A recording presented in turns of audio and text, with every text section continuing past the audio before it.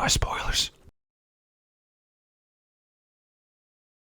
Despite my documented complaints about Hell of a Boss, I can't honestly say that Hazbin Hotel is any better. The pacing is all over the place, characterization is either lacking, fast-tracked, or surface level. The world building opens up tons of questions, with just a little examination, and nothing seems to be consistent other than people thinking that Charlie's redemption idea is ridiculous. It seems pretty clear to me that we're going to see the sort of storytelling shortfalls of Hell of a Boss continued in the second season and beyond for Hazbin Hotel, as shows rarely get better after their initial outing, especially if they share the lead creative. But just for fun, I decided to come up with an idea for how, in my opinion, to improve or fix shortcomings of the show, while also getting to dunk on Vivziepop's writing, like I'm at the Special Olympics. Charlie as a concept for this show doesn't really make a whole lot of sense. She's the princess of hell who's lived her entire life here and yet seems to believe in rehabilitating sinners so they can get into heaven. Why she would believe that is beyond me, because they already had their chance on Earth, people even point this out to her, and no one seems to want to stop their bad behavior when they all get to hell. And even if they did, she has no reason to believe that heaven would take them. Now, having a hopeful, optimistic lead character isn't in itself bad. However, if everything ends up working out for her and she never is hit with an actual reality check, then it'll make the show both predictable and feel like the stakes are non-existent. You know, like Dragon Ball. Since Charlie is quite often a pushover but still gets off seemingly scot-free whenever something happens to her just because she's Lucifer's daughter, that doesn't really make sense when you think about it, because Lucifer is not only a fallen angel who just can't go back,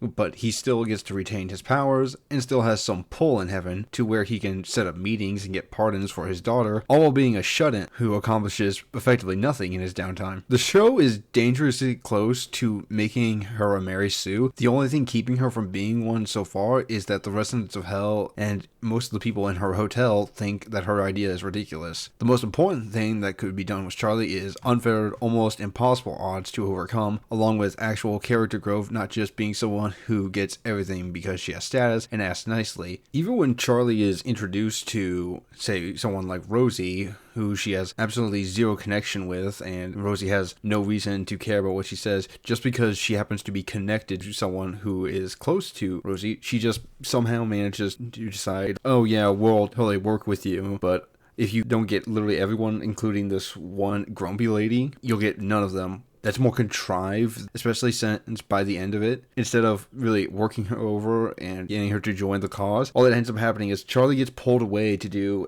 a emotional therapy session where she just dumps out all of her problems and realizes that what she's seeing as a problem isn't actually a problem, and then goes out, does a song and dance, and everything works out for her, which I wish that was the only time it happened.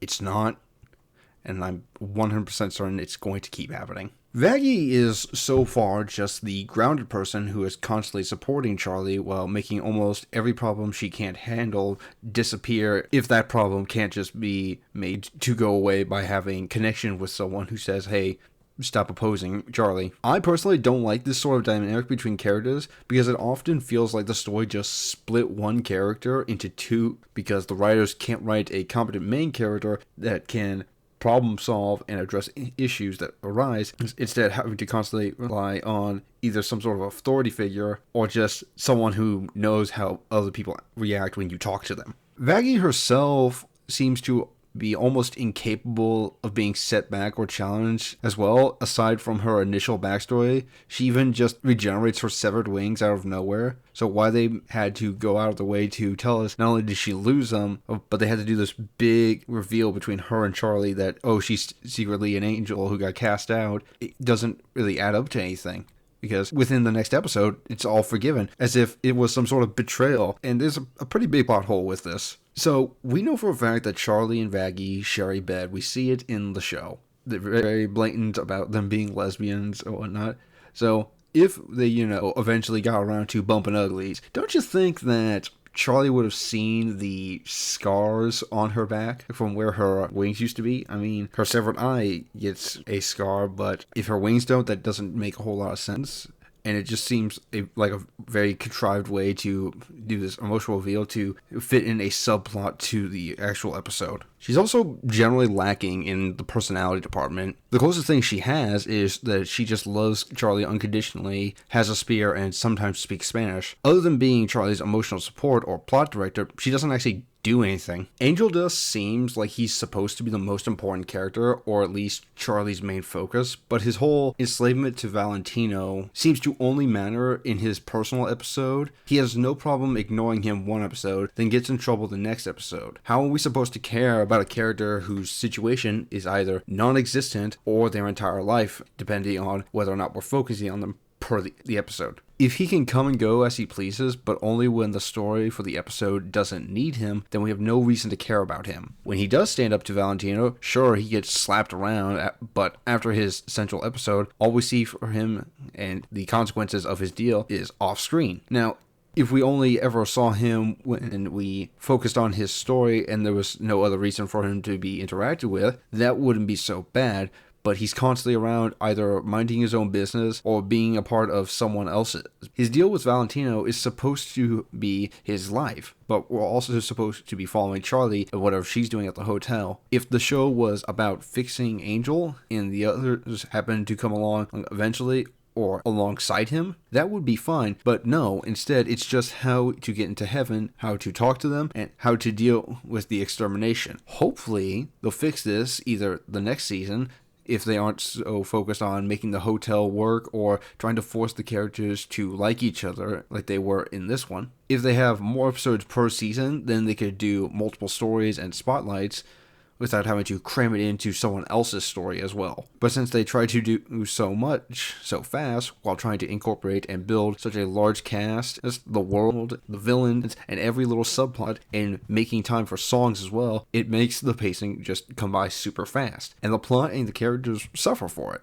If we are going to focus on Angel Dust like it seems the show wants to, then it has to figure out what his life is like and how it works with the hotel and everything that Charlie's doing alongside that. It can't just be the main plot point one episode and then completely irrelevant the next episode. Now, Husk is a weird character because he is both incredibly closed off but also ready and willing to get personal at any moment with whoever he's talking to. But also, like Angel Dust, the show doesn't seem to know what to do with him other than have him sit behind the bar until they need him. There's not really anything that he does that contributes. Now, I'm not saying that he has to be a core member of the group, but when he does end up being a part of it, he's either a crucial aspect of the individual story they're doing, or he's just there to set something else up for someone else. And yet, that's fine. Could you not have done this some other way? Or did you just have to include this character in for like contract reasons?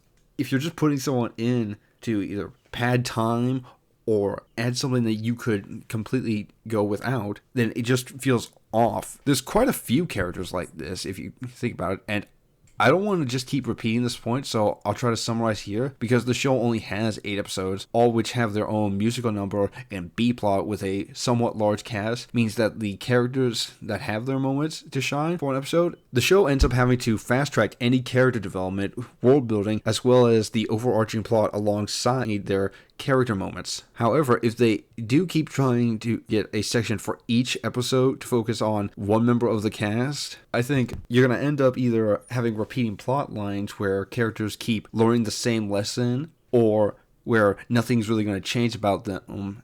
Now, Husk being somewhat older and having experience throughout Hell can be used as a way to give him the angle of somewhat of a mentor figure and a cautionary tale dispenser, which could be useful to help build up the other characters who don't have anywhere near as much experience in Hell. It'll prevent them from making mistakes that artificially slow down the story. I'm calling it now. Alistair is going to be the long-term big bad because they made it very clear that he's not to be trusted, but also is required for the story. If anything is going to get done, and based on the scene of his big deal with Charlie, I'm thinking he's going to end up either killing Lucifer or someone Charlie cares about, so he can gain more power. He'll cash in his deal by saying, Charlie, you have to stand by and watch me do whatever this is, and you can't interfere whatsoever. Besides being the medium by which Charlie gets her staff and just experiencing the schadenfreude that he made clear was his main motivation for helping at all. Alistair mostly just acts as the way to get Charlie whatever she needs when her dad or someone else can't or won't do it for her. So much like Rosie or Raggy, he's just a plot device. The only character he has is reserved for him watching the group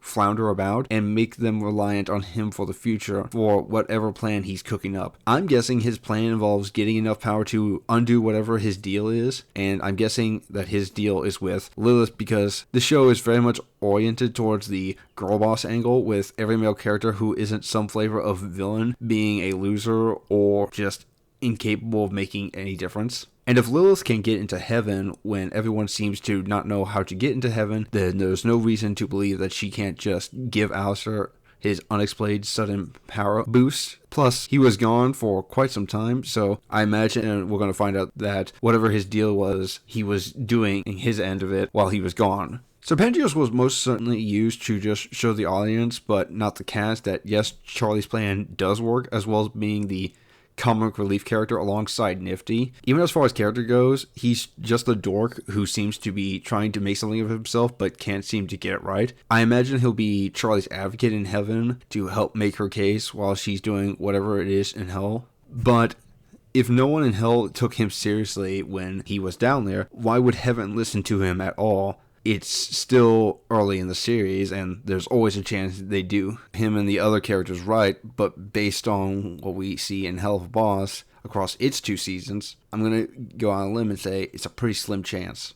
Now, the V's, from what I understand, are supposed to be one of, if not the main, long-term villain for most of the show, but they're very tangential, at least in the first season, more concerned with either dealing with Alistair, and now that he has to deal with Charlie, they'll probably become more involved directly with her story, as long as Heaven takes a back seat for a while. But if they continue trying to fit in every story together with such limited time, they'll probably become either too important to not have around all the time. I mean, Velvet is already kind of questionable importance, other than the one meeting she shows up to. I don't think she actually does anything in the plot. Vox is more connected with Alistair, and Valentino is intertwined with Angel Dust's story. And other than him being the pimp who slaps him around and occasionally needs him for subplot reasons, he kind of doesn't matter to the story. Now, like I've said, the cast is already pretty large, so most likely the V's will have to be generic evildoers, or there will have to be some big shakeup in the dynamics to allow for them to be really fleshed out and become a considerable threat, because other than Vox and Valentino, for like their one individual episode each, like I said, they don't do anything. But once again, that comes down just to how the show manages its time, which isn't impossible. You can do character development with limited screen time, especially with villains, or just over a long enough period if it's, in a show like this. But with power struggles in stories like this, you can't have them be absent or uninvolved too much, or you'll risk the audience losing interest or making the stakes feel so not as serious. And with this show and its pacing problems and absolutely autistic focus on everything else, I doubt these guys will get significantly better. It'll most likely have to be either mostly Alistair or Heaven that ends up being the most important villains. Lucifer suffers from similar issues that Hell of a Boss has with Satan. We're told all these things about him that make him sound important and or respectable, but he's not. He's just some loser who spends his life locked in his room, avoiding people and feeling sad for himself. His backstory in this also opens a lot of questions, like, why was he cast out but allowed to keep his powers and wings? Why is a fallen angel allowed to have enough influence to not only secure a trip to heaven for his daughter, but also secure his daughter a pardon to keep her safe from the extermination? Why does heaven despise him enough to cast him out, but not enough to punish him other than, saying, no, you can't come back in? But they will also let his wife into heaven where she can work with the exorcist like Lute. Why does anyone in hell care out what he says or does if he's constantly gone and doesn't do anything? How is he the sin of pride if he isn't confident or showing any form of pride in what he does or what he has done, and just goes around feeling sorry for himself and only stands up to Alistair when Alistair tries to out-dad him?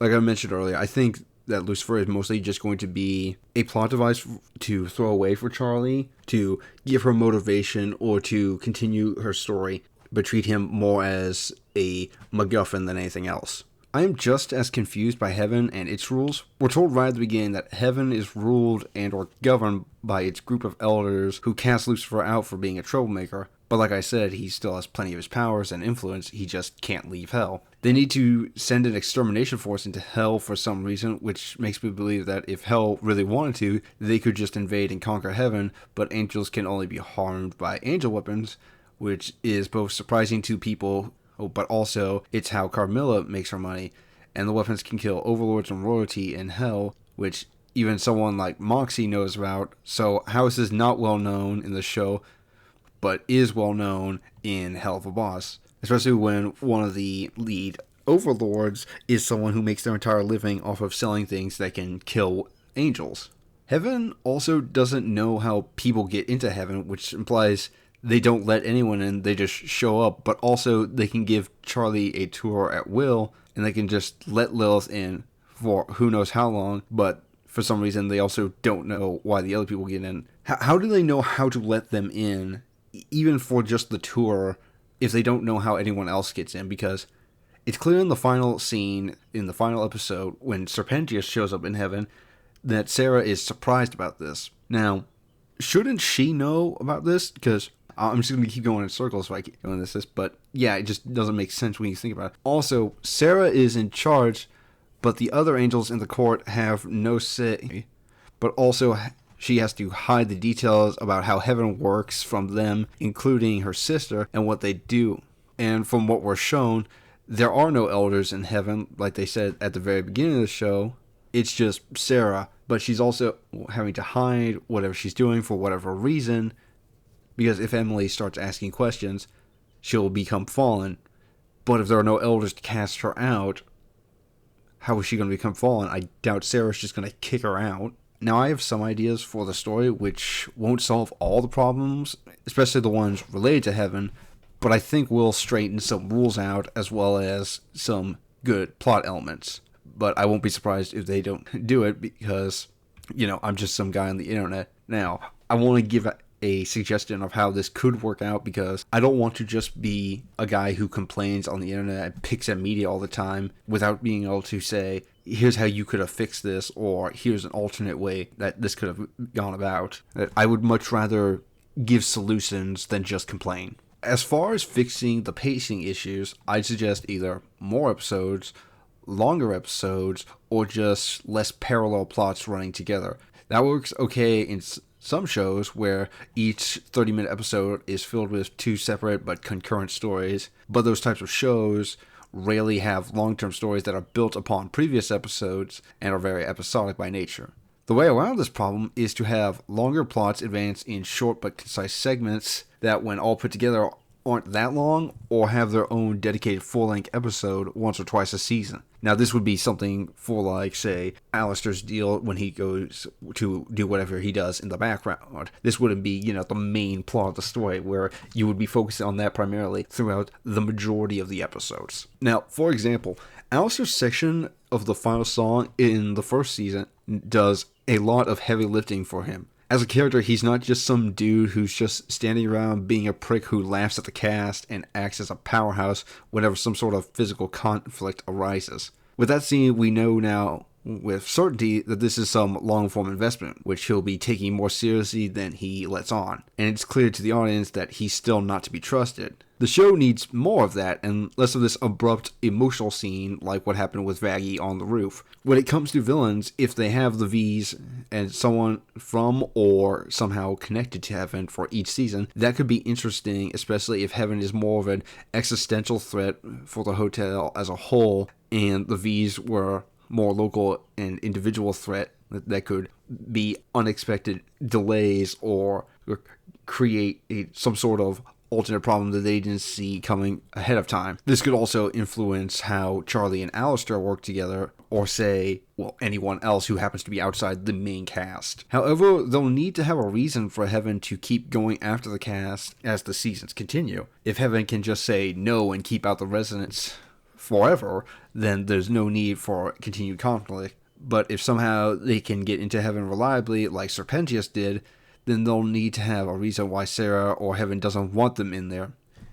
Maybe so they should just build a wall. With the reveal of Lilith in heaven, I'm guessing that they might be going for a dedicated big villain for each season. Like, first season, it was Adam. Maybe next season it will be Lilith, and then who knows what. If that's the case, I'm guessing Lilith will be next season. However, I doubt they'll kill her off.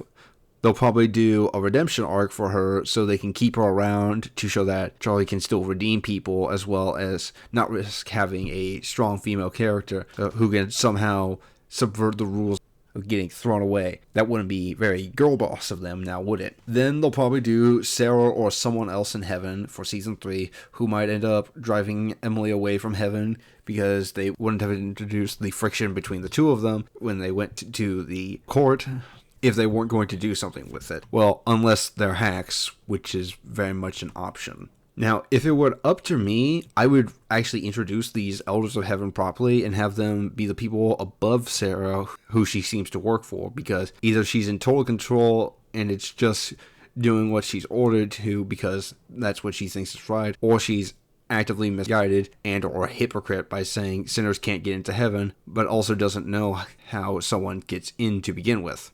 This is just something I came up with off the top of my head, and I'm sure you could poke holes with it if you look at it long enough. And there's almost certainly 0% chance that this happens because, let's be honest, Vivziepop isn't very good at storytelling if everything we've seen so far is to go on, and I doubt she cares what me, the random guy on the internet, says. But here's my idea. After Lilith changes sides or fails to stop Charlie and whatever fallout comes from that, which I'm certain will in some way involve Sarah, let's say we actually get to meet these elders who make the decisions like casting out Lucifer, either the group as a whole or perhaps a just senior member of it. Let's call him Michael. Michael decides to step up, take charge of the situation, as Sarah has either lost control over the situation or is just incapable of dealing with it, and they aren't about to just let Charlie get away with this since it's been made very clear that heaven is very strict about how things are supposed to work. Now, Michael does something earth-shattering, something that sets the cast back drastically, or even just overwhelms them. Maybe he sends an extermination every week. This could drive the V's and the hotel to work together, even just for a while. Have like a long-form war of attrition, and just see who lasts longest with all those, angel killing weapons that they have now. And we could maybe use it as a chance to get Angel Dust out of his deal with Valentino and into heaven, like how Serpentius did. And we would do this by, having eventually Charlie tries to give herself up, make the ultimate sacrifice, give up her dream if Michael will stop, and everything will go back to the way it was supposed to be.